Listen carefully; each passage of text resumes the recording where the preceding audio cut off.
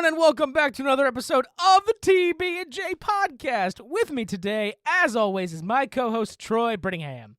We're doing the podcast. We are. It would help if you would use your actual broadcast voice, Troy. We still have this thing happening. It always existed. The podcast was with us all along. Where were all the October releases? There was one. Or what about the November releases? Yeah. Uh-huh. 0. It is December currently. You know what's funny? Every time I look at the analytics and I see that we're like slowly gaining traction, that's when we just take weird hiatuses no reason. Yeah, that's like it's happened. It's never at no least, reason. You've been very busy with your social life of hanging out with friends and playing games. I'm going to PAX tomorrow. You are going to PAX tomorrow. I have been very busy with my job and my wife. And D, unfortunately, has been busy with life because that dude has like a whole ass family and a kid. And, you know, it is what it is. But we are back, baby. And today we are talking about the NFL. Oh, God. That was the wrong button at first. Here we go. Yeah, that's the rust. Troy, do you know about the recent controversy with the Texans defender Azeez Al-Shaair? No, I don't. Usually we save this for like the end of the thing, but go ahead. Okay. No, go ahead. Well, don't worry. They already read the title of this episode. They know that we're talking about Star Wars Skeleton Crew. Right. But I wanted to tell you that Texans defender Azeez Al-Shaair has been suspended for 3 games because of what the NFL is Don't calling know who that is, but I'll agree. Dirty hit on quarterback Trevor Lawrence of the Jacksonville Jaguars. He was giving himself up in a slide after running for a few yards, and the Texans defender just fucking clobbered this guy so hard that he briefly went into a fencing position on the ground. Oh, and had to that's not good. Carted away. And it's one of the worst positions. It cleared the bleachers. There was a little bit of a tussle between players. Ooh. And this guy insists that he did nothing wrong. There are a lot of NFL guys that are saying he did nothing wrong because there are so many quarterbacks now who take advantage of like pretending to go down, but then they turn it into a gain for a couple more yards. Namely, Patrick Mahomes and Josh Allen have both done that this year. You know, you're a giant man hurling yourself at players. You already have momentum. You can't just like stop on a dime necessarily. So they're like, he's in the right. The NFL heard some of these arguments and then made their ruling that they are correct, and he is suspended for 3 games. He then took to Twitter and said, if y'all want a villain, I'll be your villain, with a middle finger emoji. Okay. And then a picture of Joaquin Phoenix's Joker. Oh. Yeah, it was real weird. Okay. And so we're doing like characters now. We're basically turning the NFL into WWE. All right, cool. And I guess I'm really scared for Will Levis and the Titans when he comes back from suspension and has to play them. Because if he wants to be a villain, that means you're definitely attacking quarterbacks, right? Is he gonna shoot a ESPN broadcaster like in an interview or something? Yeah, you see him on the field while Al Michaels is talking and there's a glass behind him, and you just see him line up a shot. Or Chris Collinsworth. Now, here's a guy who really knows how to take being a villain to heart. I'm just kidding. Troy, we're talking about Star Wars Skeleton Crew. Yeah. How fucking excited are you for this show? I kind of was not super excited. It was sort of like a thing. I'm like, I'm going to watch it because it's Star Wars. Sure. And that's kind of what I was gauging. I phrased my Sure. question wrong, but you absolutely jumped on what I meant to say. Yeah. Which is like, because I heard about this announcement, I want to say last year at this point. Yeah. And they were like, oh, Skeleton Crew. And they fully said it was called Skeleton Crew and it was a Star Wars show, and that was like it. That was all the information. People didn't know if it was animated. People didn't know if it was live action. I was so confused. I thought they meant like the Bones droid characters from the Clone Wars were getting their own spin-off show. And I was really wondering how that would work at all. There is a Star Wars character named Mr. Bones. That's who I thought this was about. Nope. Genuinely, was like Mr. Bones and the Skeleton Crew. It still could be. We only have 2 episodes. Yeah, sure. But Things could change. It's a completely different period. It does seem like it would be unlikely. Yeah, I think it's very unlikely. Granted, I guess droids don't age, so I guess he could be around somewhere. Well, But, Mr. Bones is like a kind of newer guy. He gets made later, so. Oh, does he? Yeah. I mean, okay, cool. Yeah. Either way, maybe he shows up. Who fucking knows? Who cares? This show is, as you put it, Goonies in space. Yes. And not Gooners in space. I want to make that No, very clear. no. No. Too many children. That said, all of our main cast is children. Yep. Except for Jude Law, who got introduced at the end of episode 2 and has been prominently featured on a billboard next to my office that I drive past on I-95 every single day. And it recently showed up like Skeleton Crew, and I'm like, oh yeah, that show came out. Like, I didn't know it came out. Mm-hmm. I heard about it a year ago, and then I've heard basically nothing until you last week were like, oh, hey, Skeleton Crew's out. And I'm like, it is? I watched it recently. I usually do stuff on Mondays. Sure. And my plans got canceled. And I have a buddy who owns a game store who was like, hey, after Monday, after, like, closing time, we're just going to shut everything off. Closing time again. No, I'm just kidding. We're you don't gonna even fucking know that song. We're gonna turn on a TV, and we're going to get a bunch of the Star Wars guys, and we're going to watch Skeleton Crew. And I was like, oh, okay, didn't know that The came out premiere today. of Skeleton Crew. Yeah.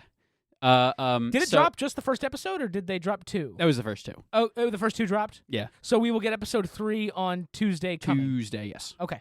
But it was a thing where I was like, oh yeah, I don't have anything else going on. I'll sit down with friends and watch a Star Wars show that just came out. That's honestly kind of where I'm at. There's nothing really happening on TV right now that I have to watch, except for obviously the NFL. The whole group here, I am the nerdiest about sports. Everybody is watching Arcane, but I didn't really watch Arcane the first Yeah, I time wasn't around. an Arcane guy. It came out, and I was like, all right, that's kind of cool, I guess. I'm glad people are enjoying it, and it's getting people into League of Legends for whatever reason. But, Yeah, that's actually the worst part of it, is that people shouldn't... It's not good for your health. You shouldn't do it. I have a tangentially related Arcane story. There is a pop-punk band I love dearly called Against the Current, and it is a female singer and the male guitarist and the male drummer. Not that that matters at all too much, but they did a song for Arcane. I think it's Legends Never Die. Okay. I don't know if that rings a bell to you or something like that. I feel like it might. It was like the song from season 1 that like everybody knew and everybody was singing, and that song put them on a very particular map, to the point where when I went to their show. And the opener, another band I fucking love dearly called Trophy Eyes, they're from Australia.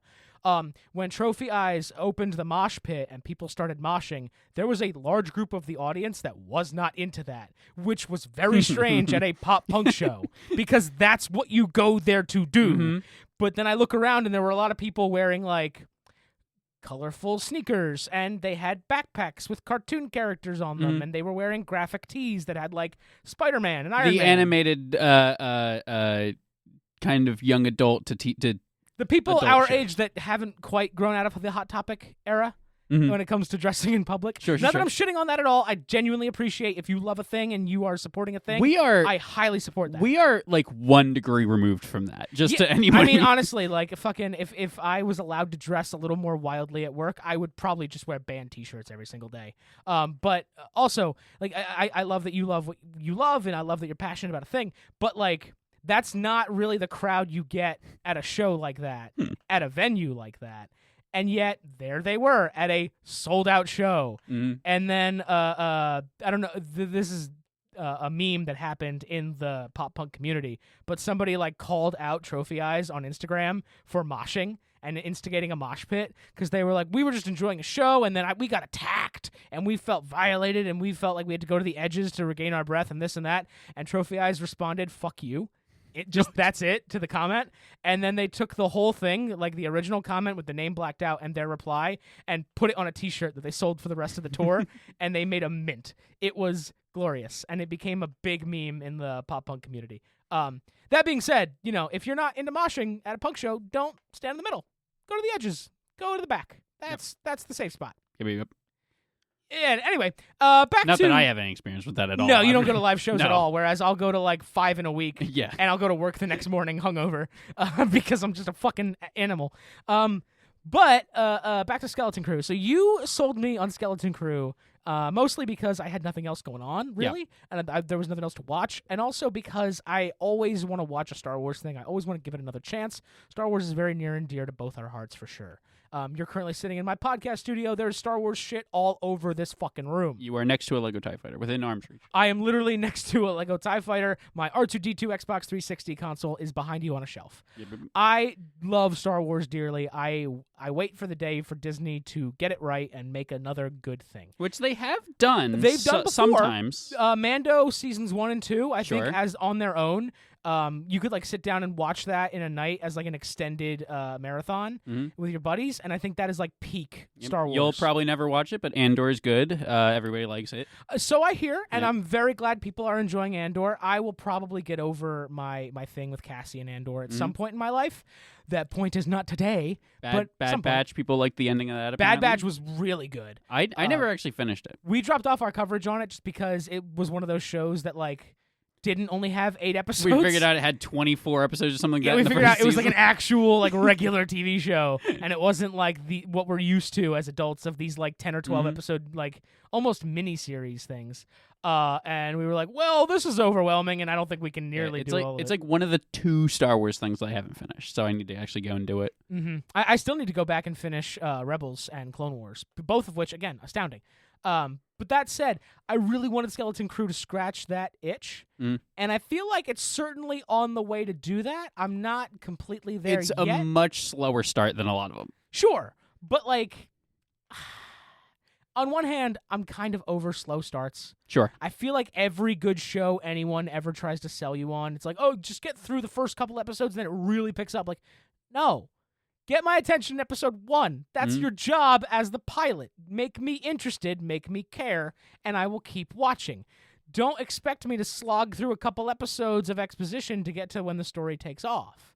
Especially nowadays, as I said, when series are only 10 to 12 episodes long. Yep. We don't have time for that shit. First episode should hook you and get you in. I think Skeleton Crew did that. I think so. I was mentioning watching it at a game store with a bunch of friends. As kind of a like you do, we made it as a big little a little event where we sat down, we had popcorn, made a thing. Nice. So I was wondering how much of me watching it in that context inflated it for me. Oh, I'm sure it did a little bit, but it's not completely. Sure, and because I texted you being I loved the first 2 episodes of the show. I was ready to watch it. You really hard sold me on it. You were the one prodding me to get the podcast back up off the ground. And not for nothing, I should do the creative project that I started. Yep, been spending a lot of money on.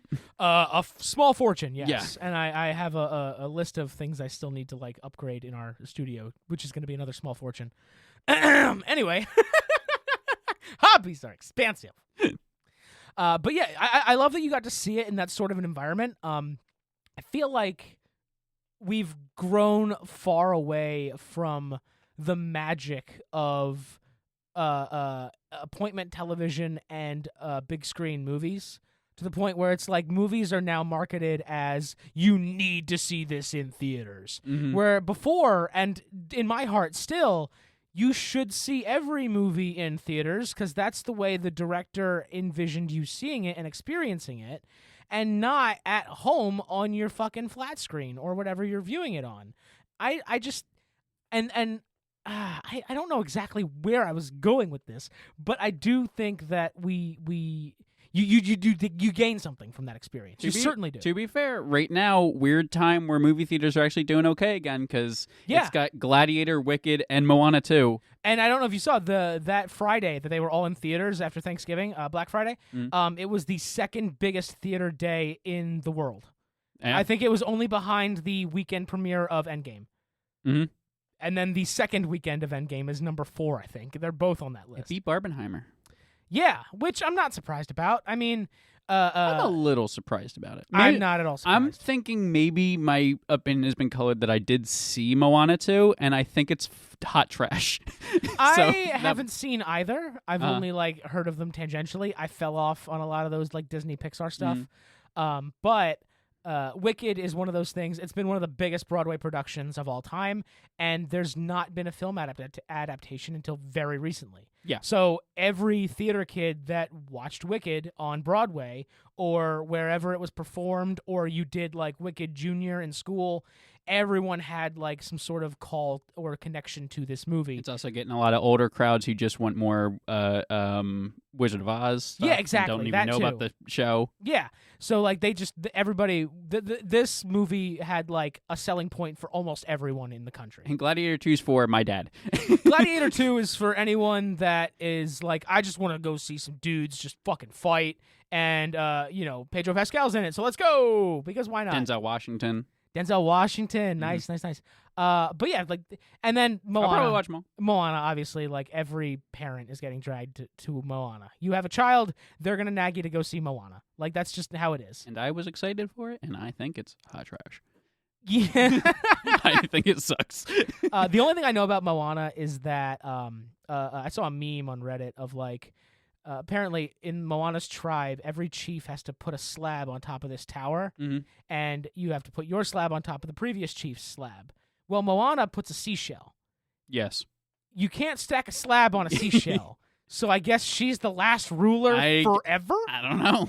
Like, that's the only thing I know. I never thought about it before. I like Moana 1, but I've never thought about it before. I know that, and I know Dwayne The Rock Johnson is in it, and he defended singing aloud in movie theaters. Yes. And I know that I think the guy from Flight of the Conchords is like a turtle kind of guy, and he has a song called Shiny. Yeah. Is that the movie I'm thinking of? Yeah, that's the first one. Okay. So I'm in the right ballpark. He's Tamatoa, I think his name is. Sure, Something man. like that? Fucking hell if I know. Yeah.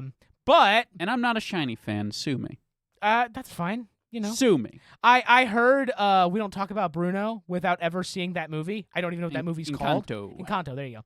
And I was like, all right, that's a song. I don't get why everyone's streaming it in the world right now. I also don't really like Encanto that much. I think you just don't like Disney movies. I like anymore. Inside Out too. That's Pixar. Ow. That's not Disney Pixar. It had the castle at the beginning, so what do you it did. It did. I think you're making that up. All right. Fair enough. I guess I can't debate that said, Bing Bong, great character. Yep. But I will. Can I spoil one thing for Inside Out 2 if you haven't seen it? Yes. And then we can go back to Skeleton Crew. I was very happy, and also this is a spoiler for Inside Out 2. I was very happy. There's no Bing Bong in it. They don't make him not dead. That guy's dead. Okay, I don't see why that's a spoiler for Inside Out 2. I mean, I expected him to be gone. There's a lot of kid movie type of stuff where that happens a lot. Then I was very much hoping that he wasn't dead. Maybe. But Skeleton Crew is absolutely it feels like the Goonies, and I guess if you don't know what that is just off that word, it's a bunch of kids going on an adventure, and it doesn't feel like they're in real danger. It's less scary Stranger Things. Kind of, yeah. So these four kids end up stuck in this starship together, almost by accident, really. And then the starship autopilot is engaged, and it flies off into the middle of fucking nowhere.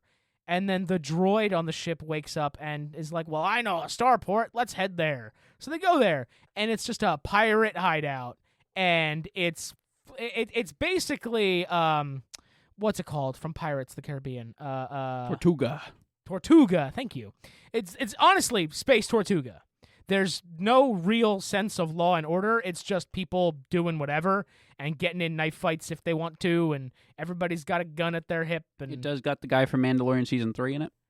Okay. There's a pirate guy from Mandalorian Season 3 that apparently was supposed to be in the Is it Glup Shido? Nope. My favorite Star Wars character. But I think it's a character who was supposed to be in the Rangers of the Republic show, and then Gina Carano happened, and then they went, okay, we'll put you in something else. That would have been such a great fucking show. Well, honestly, I feel like they should have just pulled a fucking Rhodey and just recast her. And just get some other big, strong woman with dark hair to take over. She's a different like WWE, UFC wrestler. Fucking Ronda Rousey, why not? I don't think she's less problematic necessarily, but... well, I don't think she's more problematic. Certainly not. But I don't think she's a great actress. But I don't think she's necessarily a great actress. I'm just saying, put somebody there to get it off the ground. Yeah. You need a name to tie to it. Because our buddy cops from Mandalorian were supposed to be in that, right? What's his name? The older guy and the yeah. those two not rebel, I guess, but New Republic cops that like tried to pull Mando over. Mm. Do you remember who I'm I talking know. about? I know who you're talking about. I don't know their names off the top of my head. Yeah. Neither do I. But they were supposed to be in that show, and then I would have known their names. Yeah. Or at least I would have been. They would have been easier to Google, maybe. Sure. But no more show. So fucking see how one shitty choice from an actor can ruin a lot of people's jobs. It's a little garbo, man. A little garbo. Anyway, how do you feel about Skeleton Crew, buddy? First impressions, vibes, all that stuff. I was kind of ear to ear smiling the first time I watched it. I think it's like it's very cute. It is incredibly cute. Not in like a gross way or anything like that. Yeah. I'm not saying it's like saccharine to the point of you can't watch it, but like one of the main characters. He's a boy named Will, I think. Not Wim. Will. Wim. That's right, because they all have weird. It's Wim, Neil, KB, and Fern. That's right.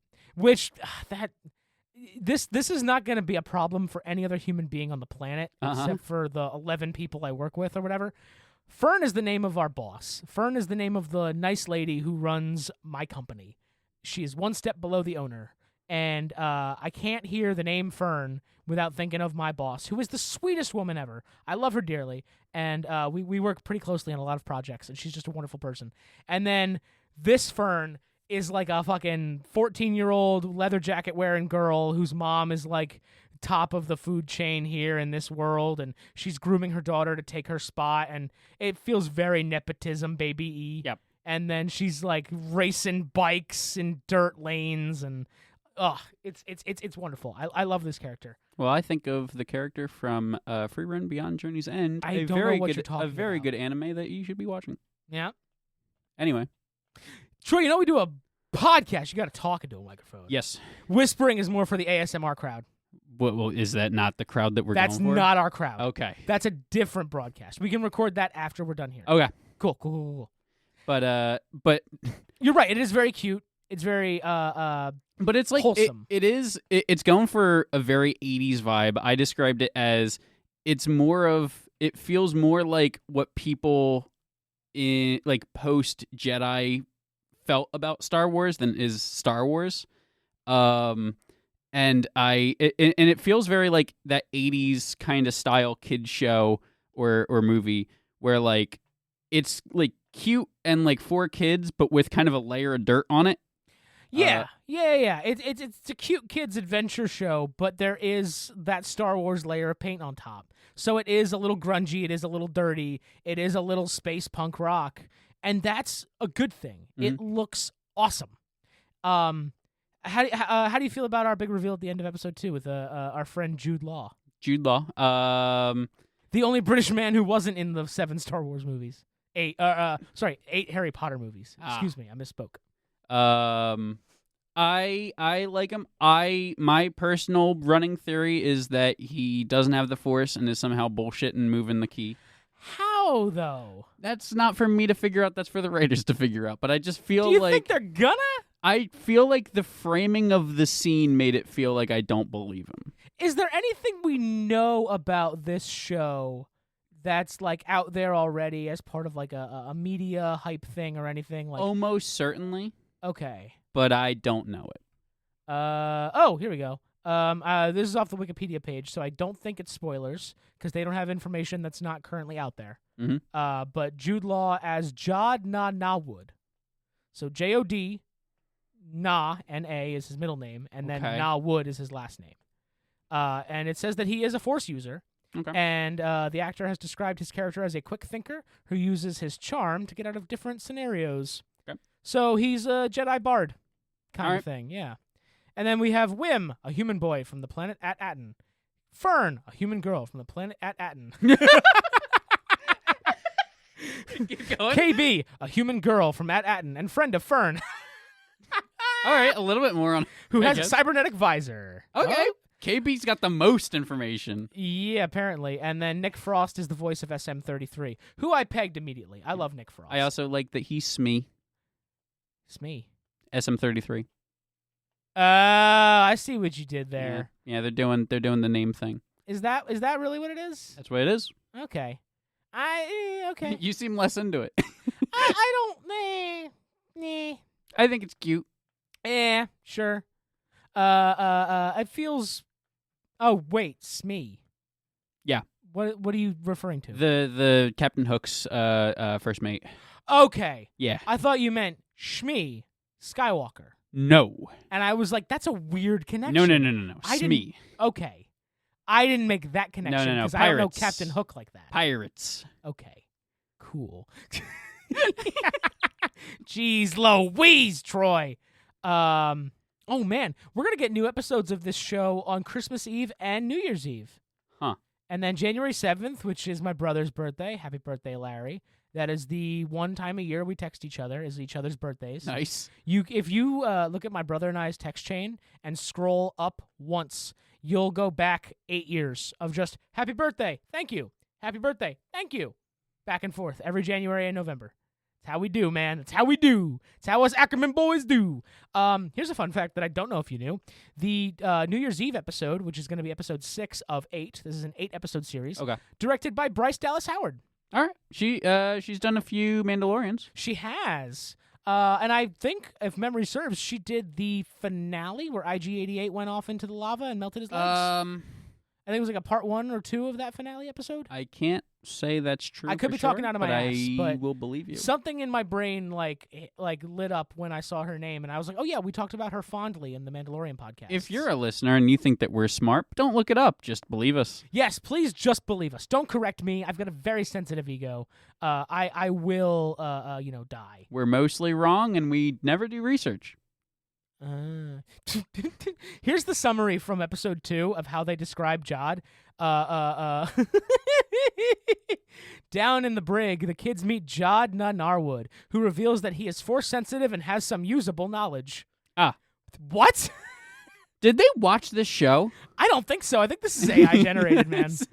But I think you're right in that he does have some connection to the Force, but I definitely don't think he's a Jedi. I think at the least he will not be a Jedi. Yeah, absolutely not.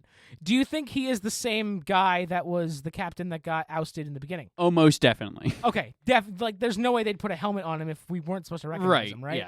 Yeah. I feel like I saw him in the first episode before anything happened, before you saw the kids. Right. And I went, wow, that man looks like he's got the Jude Law build. Yeah, I was immediately like, okay, there's Jude Law. There's our main character. Mm-hmm. And I bet if I watched it back and like compared the voice, I bet it matches. You know, it's like when in Detective Pikachu, when they don't let you see the dad's body, like the head is turned away. It's like, because he's fucking Ryan Reynolds, the voice of Detective Pikachu. And you would have pegged that immediately, and that would have given away the little twist at the end of your movie. But hiding the face drew more attention to it, so it's like, okay, now we definitely know what's up. You're up to something, Detective Pikachu. Any fucking who. I am actually enjoying this movie a lot, this show a lot, and that's as a guy that did not grow up with the Goonies. I have not seen the Goonies. I know of it. I know the whole plot just from osmosis through the internet these days. Osmosis Jones, right? Yeah, Osmosis Jones. He told you. I have seen that movie many times, and that was a worse movie, I'm told. Couldn't compare them because I haven't seen Goonies. But I mean, Goonies is like a classic. I'm an Osmosis Are you Jones saying defender. Osmosis Jones is not a classic? I'm an Osmosis Jones defender. I like it. You better be a defender. Isn't that DreamWorks? I don't think so. I think it's Disney. I don't think it is. Osmosis Jones, 2001. That's a 55 on Rotten Tomatoes. You guys are so full of shit. Oh, my God. Oh, I could puke. We are talking about anything except for Skeleton Crew. We keep getting off track because we haven't seen each other in a while. Oh, my God. It's none of the things we said it was. None of the things. It is Corundum Entertainment in partnership with Warner Brothers Feature Animation. Okay. What? I didn't know Warner Brothers had an animation department. I mean, that's a lie. Obviously. Yeah, that was a real dumb man. That was a real dumb thing I just said. That was a real dumb thing I just said. I'm not editing it out. I don't deserve that. Cartoon Network. Oh boy. Budget $70 million for Osmosis Jones. Box office $14. Oh boy. That's not Good. It also Why premiered, did they make a TV show then? It also premiered a month before 9/11. So I feel like that may have affected things. I don't know. Certainly not opening weekend, but I feel like I'm trying to connect in my brain Try it. what 9/11 would do to William the box Shatner's office. in this movie? Oh my God. David Hyde Pierce? Why are there so many people in this movie? I believe the bad guy is the bad guy Lawrence Fishburne? Yeah. Yeah. Yeah. And then you have Chris Rock. Oh, David Hyde Pierce is the fucking pill man. Yep. Now that Drix. That's what it is. And I remember that because the show's called Ozzy and Drix. Yeah. Otherwise, I would have never known. Oh my God. We gotta. Where can I find Osmosis Jones? That can be our New Year's movie. It is streaming on Amazon Prime. I don't know why I thought it was Disney. Or what? Or I thought it would maybe been bought by Disney. I don't know. Osmosis Jones, and the tagline on the VHS box says, "He's one cell of a guy." Get it? Yeah, I get it. Do you get it, Troy? I do get it. Do you get it? I 100% get it. Okay, just checking. But I guess it wouldn't be Disney. It is a little too rude for Disney. Oh, it's yeah. Yeah. It's very crude too. Yeah. Like fucking Bill Murray's character not feeling better, and his friend comes over, and he was like, "Yes, you starve cold and you drown the flu. So here, drink some beer." Like that's supposed to be the fluids you need to get better from being sick. Oh God, it's so fucking stupid.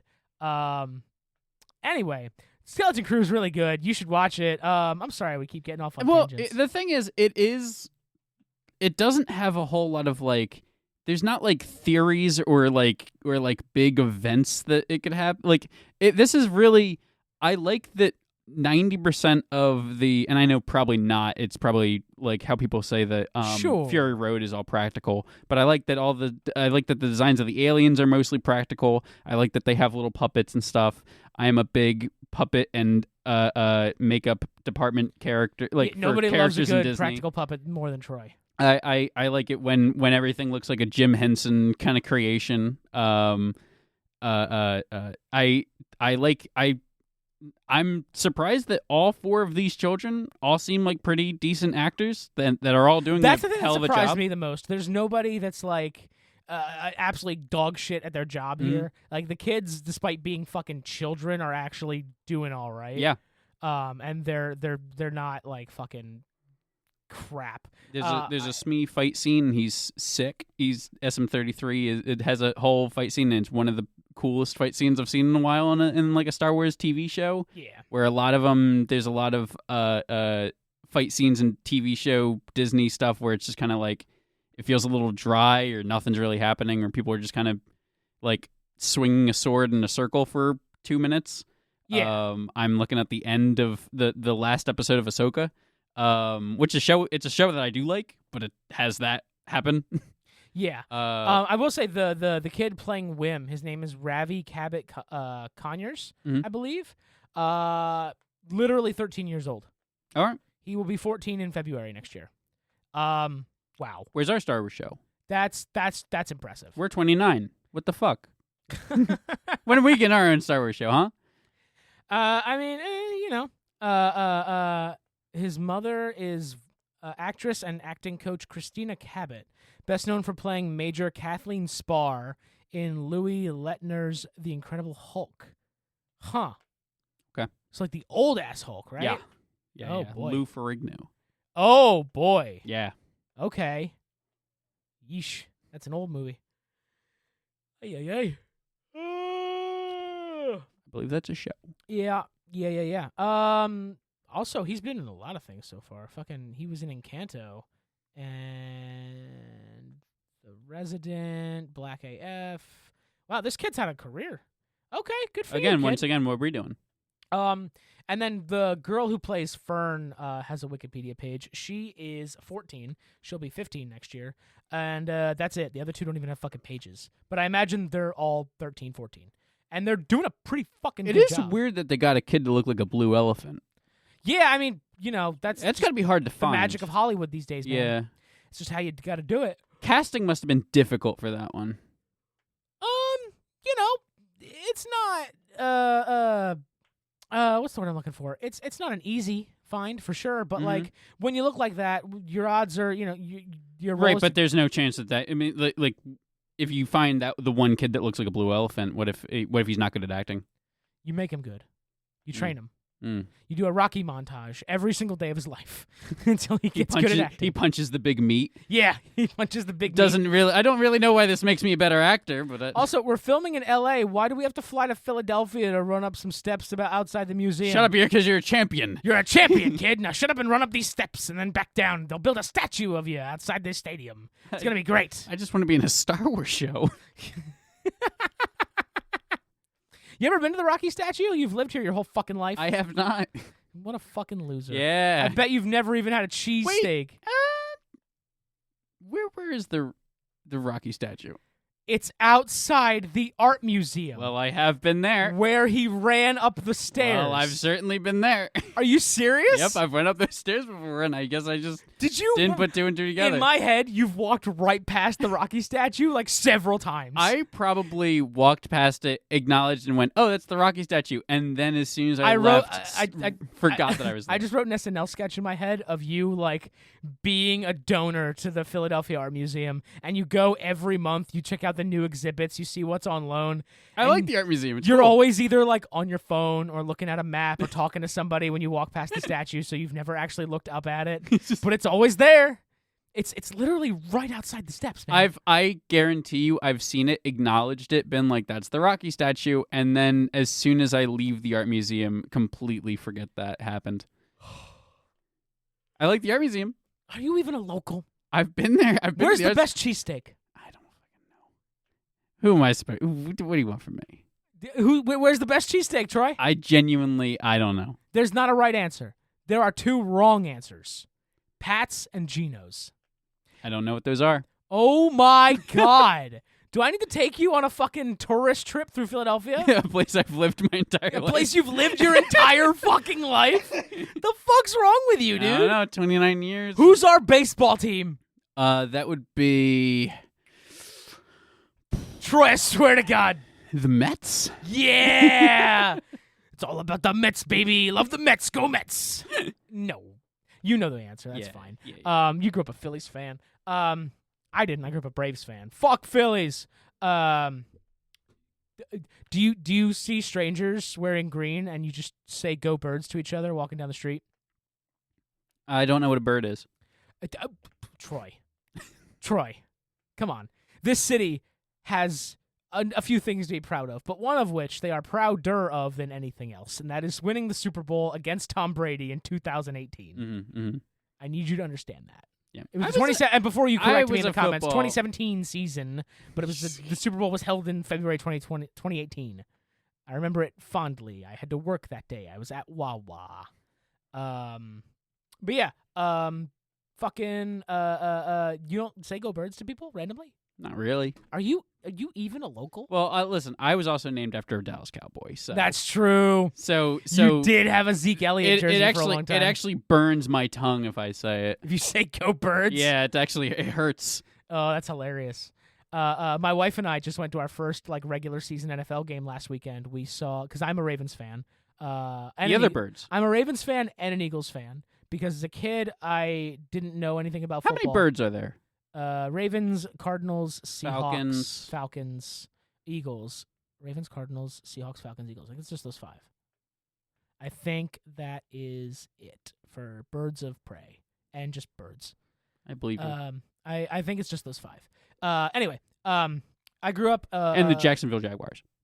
Yes, they are also birds. Yep. Because they play in London every year, I guess. But growing up, my parents didn't really give a fuck about football, and I wanted to get into football, and I didn't know what team to root for. So I just saw the purple team, and I was like, I like them. I'm going to root for them. Ooh, you could have been a Vikings fan. If I had watched a different Sunday game, I would have been a Vikings fan. Ooh, that would have been rough. I would have grown up wearing a Kirk Cousins jersey. Can you believe that? No, that would have been bad. Yeah, that would have been real bad. But instead, I saw the Ravens first, and I fell in love with the Ravens, and I followed them as my team. And then I got a little edgier as a young teenager, and I was like, well, they're Edgar Allan Poe's team. And obviously, secretly, I'm like an edgy emo kid, so I really like rooting for the Ravens. You put the hair over one eye. Oh, totally. And then I grew up more, and I was like, fuck you. The Eagles are the home team. Why the fuck am I not rooting for the Eagles? But then, like, I do still love the Ravens, so I just root for both. Because why not? One plays in the AFC, the other one plays in the NFC. They never play each other except for once every 4 years, and the Super Bowl if they both make it that far. That being said, this was the 1 year out of the 4. And the Ravens and the Eagles played each other in Baltimore. So my wife and I drove down. We went to the stadium, and we go and sit down. And everyone around us is wearing Eagles gear. My wife included. She's a huge Eagles fan since I got her into football. And I was wearing purple, supporting my team from childhood. And the Ravens lost. And every time the Eagles scored, I had to listen to my wife scream at the top of her lungs, Eagles! Eagles! And then when Saquon Barkley scored a touchdown, my wife jumped on top of her chair and screamed / led our section in a chant of MVP, MVP. So seeing that game in person was life-changing. And seeing as my wife was completely hammered, it was a very long drive home. I will tell you that much. It was a very long 1.5-hour drive home. I'm sorry, no, I think it was like 2 hours 10. It was a 2-hour drive home. Yeah. Still, highly recommend going to an NFL game. It's a lot of fun. Tickets are very expensive, but you'll enjoy yourself if you enjoy football. Way less FanDuel commercials when you go to the stadium in person.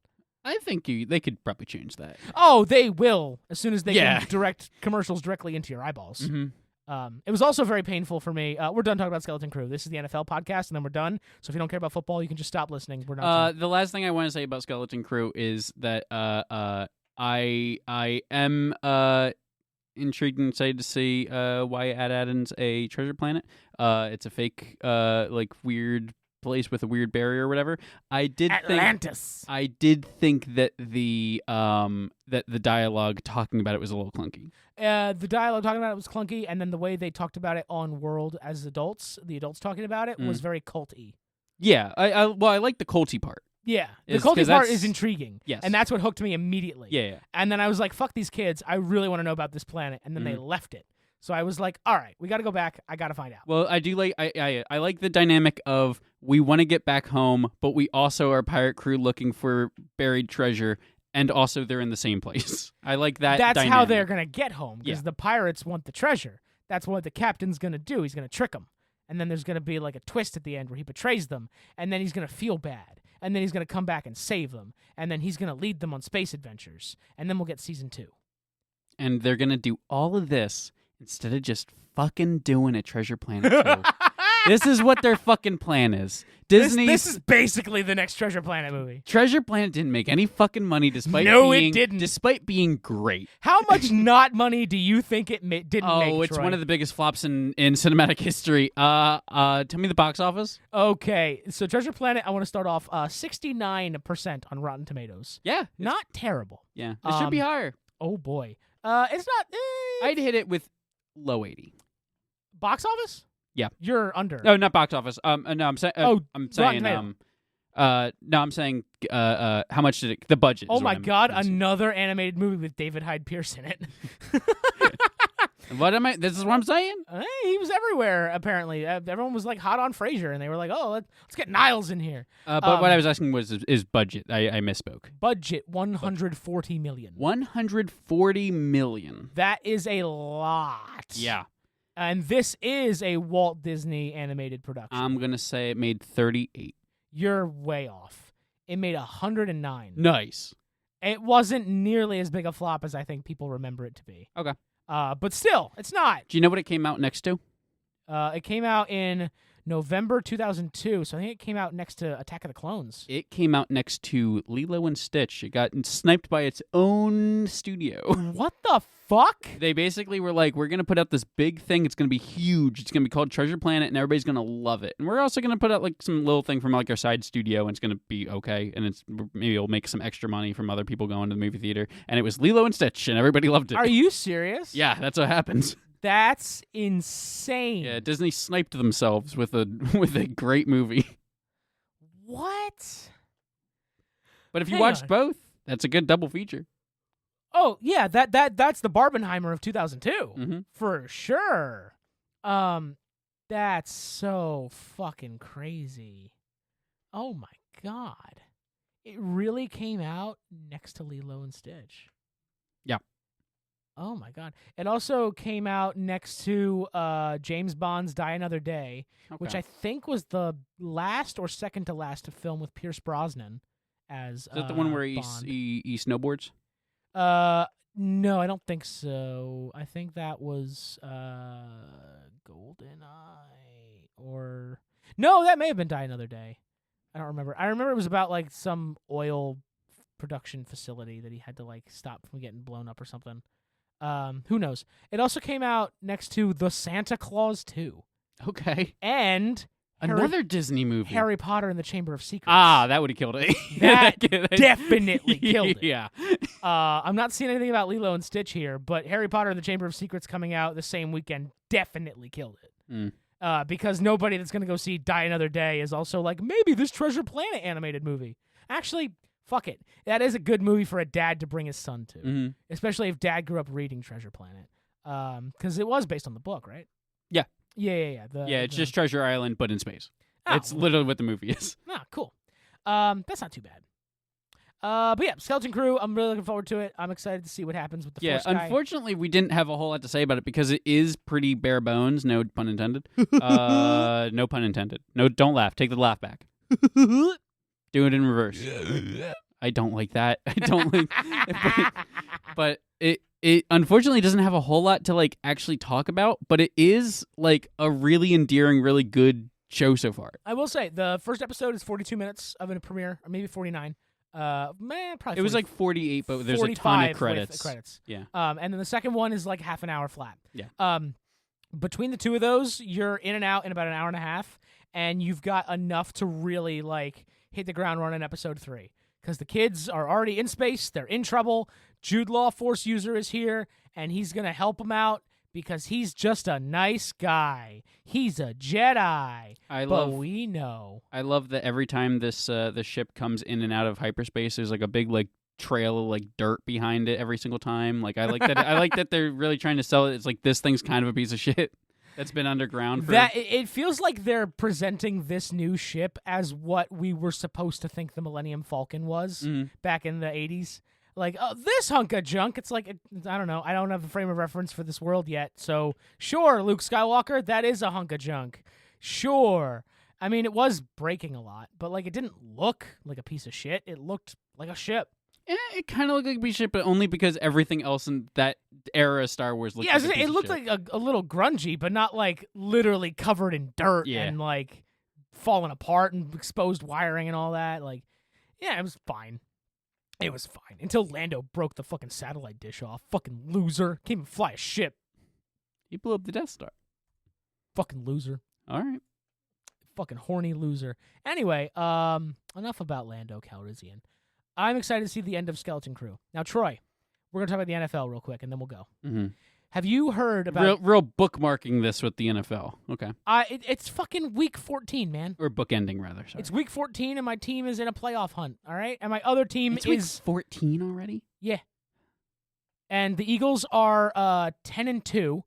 The Detroit Lions are 11-1. And my Ravens are 8-5. And the Steelers are like 9-4. Dude, it's a crazy fucking year. It's crazy.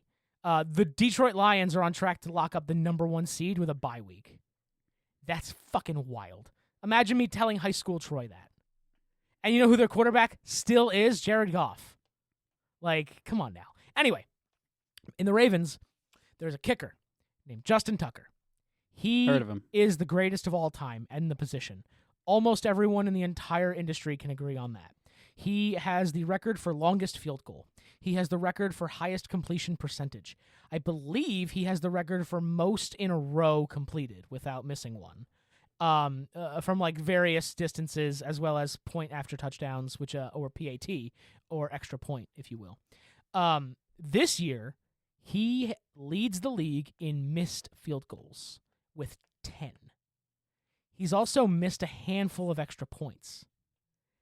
And do you think that there was a bunch of little aliens that came from Mars or from Moron Mountain that touched like a football and then stole his talent and now are currently fighting the Looney Tunes in a different place in a game of football? Yes, I believe they have space jammed Justin Tucker. Gotcha. Okay. So anybody else who's supposed to be good who's sucking this year? The Chiefs. Well, the entire Chiefs team. No, for real. The Chiefs have a really, really good record. They only have one loss. However, most of their wins, and I genuinely mean most of, out of all of their wins, I think they have 11 or 12. 9 of them came from less than 7 points. It wasn't a matter of them being the best team. It was just I had the ball one more time than you did, or I got really lucky with this flag and I turned it into a field goal to win the game. They've done that 9 times. Sounds like my entire existence as a Cowboys fan. They are the worst best team in the NFL right now. Like, they're really good on paper, apparently, but if you look at how they play, it's not great. They are not just, like, blowing out easy. They almost lost to the Raiders last week, bud. Once again, sounds like every moment that I ever spent as a Cowboys fan before I started watching football. Again, it is week 14. The Raiders have already officially been eliminated from playoff contention. They're like 2-11, right? Yeah, and they almost beat the Chiefs last week, man. What the fuck? The Chiefs are terrible. But anyway, Tucker is missing a whole lot of kicks, and there's a theory that it's because of the way he kicks. So most kickers kick with all their power coming from their leg, right? They swing the leg, it hits the ball goes through the uprights, correct? And he punches the football. Yeah, he punches the football with his foot. Okay. But Tucker has always kicked from the hips. So the fulcrum for like where all of his energy like pivots has always been up in his hips and not down lower in his legs. And then the second part of this is that when he approaches the ball and plants his left foot, he plants it almost directly next to the football where the placeholder is holding it on the ground. Every other kicker in the league gives it a good little berth. They don't get that close. And he's always done this. So the science behind it, the physics, is that kicking from your hips and planting your left foot that close give you the ability to put more body weight and momentum into your kick so that you can nail it from much further away than if you weren't doing that. And that's probably why he has the league record for longest field goal at 66 yards, because he puts so much power into his kicks. Now, because the source of his power comes from so high up on his leg and he stands so close to the ball, if his kick is off by a fraction of a centimeter, it's going to throw the ball wide right or wide left instead of like maybe a little off center but still in the upright. Do you know what I mean? Yeah, this is a golf swing. Exactly. And the problem here, though, is that he's 35 now. Yep. He's a little older. I guess his a golf swing. His precision is not quite what it used to be. Maybe. It's debatable whether or not that's true because he nails kicks in practice before the game. I watched it happen in real life on the field before the game. I saw him make a kick from 45. I saw him make another kick from 40. I saw him make another kick from 50, and all 3 went in. But as soon as he got behind a line and had guys coming at him, he missed every single time. We lost that game against the Eagles by 5 points. Tucker missed 2 field goals and an extra point. If Tucker was last season Tucker and not this season Tucker, we win that game. As well as 4 other of our 5 losses. Do you think that maybe they've cloned him? I hope so. I hope they have baby Tuckers somewhere and that they can fix it. No, I'm saying this is the clone. Oh. He's a clone who doesn't know how to play football. I see. He's the evil clone. I mean, he's an agent of the Pittsburgh Steelers put in here to destroy us. I think it's like what they did to Avril Lavigne. Oh, that's hilarious. I love that. So I was reading this whole report done by a special teams coach, so like he knows what he's talking about, and he was saying that there's really only 2 ways this can go down. One is it's all mental, and he needs a long break to figure out what it is and get over it and come back to really help us in the playoffs. Or 2, his precision and direction are off because he's older. He's played professional football in the NFL for 13 seasons. He played 4 seasons of college before that. He's done this a lot. If his precision's off, he can't kick from the hips anymore. He has to learn how to kick like everyone else. And it's really hard to tell someone who's been doing something the same way for 17 years that they need to relearn how to do it or else they're out of a job. Mm-hmm. And that's kind of where we're maybe at if it's not mental. And that scares me a lot. I have a Justin Tucker jersey. He is my singular favorite player on the team and has been for a long time. He's the only member on our payroll that was also there when we won the Super Bowl in 2013. And his job might be in jeopardy next year. Not this year, because there's not a single free agent better than He's Justin going to be Tucker. the new host of Jeopardy? I hope so. No, I'm just kidding. Ken Jennings is amazing. I love you, Ken Jennings. But no, it's crazy, man. Like you fell off following football, but Yeah. like even you remember Justin Tucker being Yep. the best in ever, Mm-hmm. and now he leads the league in missed goals. Like it's crazy, man. It's fucking insane. Do you think they could Cyberpunk 2077 his legs? Yes, absolutely they could. We have the technology, Mm. but Would that be feel- legal? Show me in the rule book where it says a dog can't play football. Where a dog can't have a robotic kicking leg? Now we just have Air Bud with robot legs. I would watch that movie I would watch so the much. fuck out of that movie. Come on. Air Bud with robot legs? Whatever happened to Hollywood movies that had trained animals in live action scenarios? Too many chimpanzees. Do you remember MVP? Yeah. Most Valuable Primate? Dude, all of those terrifying movies now. Dude, those are so fucking scary. Oh my god. After watching what was it? Nope. That fucking Nope. Yeah. After watching Nope. Oh man. I never want to be around a chimpanzee again in my life. How often Jesus. were you around chimpanzees in the first place? That's not really your concern, is it? All right. I guess you're right. I'm always right. Anyway, that was it for this episode, I think. We never give thumbs up, thumbs down. It's thumbs up, by the way. We're so bad at our own bits. We are. I don't know what's wrong with me, man. Oh. You know what it is? It's fucking watching Justin Tucker, man. I had to watch that shit in real life. It made you worse at podcasting? Yeah. You know what the worst part is? Sitting on the side of a football field watching a kick, and you don't have the luxury of Al Michaels telling you what's happening, or seeing the scoreboard to see what's happening. Where we were sitting, it was You should have just gone to the game with him. we sat in a low section, which was great for the view, but the overhang was above us, so I couldn't see the scoreboard. So like I had to remember what down we were on, and I had to like do it. But whatever. I'm sitting there watching it from the side, so I see the kick, and I think it's good, and I'm like, yeah, and then I see the refs walk forward like, no good, and I'm like, oh, he missed it, and then I like crane my neck to see the scoreboard replay, and it's like, oh shit, that went wide right. But from my perspective on the side, it looked like it went through. I don't know. So you won't be Al Michaels, is what you're saying. I won't be on what? I said you won't be Al Michaels. Oh, maybe one day. I want to be Al Michaels. He seems like he's old enough and secure enough in his job that he just stopped giving a fuck. And I don't know if you have not. I know for a fact you have not. If you listen to Al Michaels this season, man stopped giving all fucks. He doesn't give a shit. He's barely color commentating the game anymore. And he's just like doing whatever the fuck he wants. And you know what? Good for you, Al. You are 1,000,000 years old, still doing your dream job. You keep at it, buddy. Who cares if you're bad at it? Who cares if you're just having fun? It's great, man. It's great. I can't remember who his partner is on Prime because they do the Thursday night Prime games. The energy drink?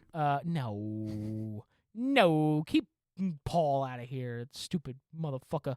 TNF on Prime Crew. Okay, I don't care. Google Chrome. What the fuck? I don't know. This is a wild episode. No, this is a great episode, man. This always happens when we take a break. You know, we take a break and And we come back and then don't talk about the show that we watched and liked. Everyone's favorite co-announcer with Al Michaels is Kirk Herbstreit. Ah, I know his voice, and I've definitely heard him for years. I just don't know his name. we should wrap this up. He played for the Ohio Buckeyes. We should wrap this up. He majored in business admin. We should wrap this up. Like, subscribe, all the things. We will see you next time.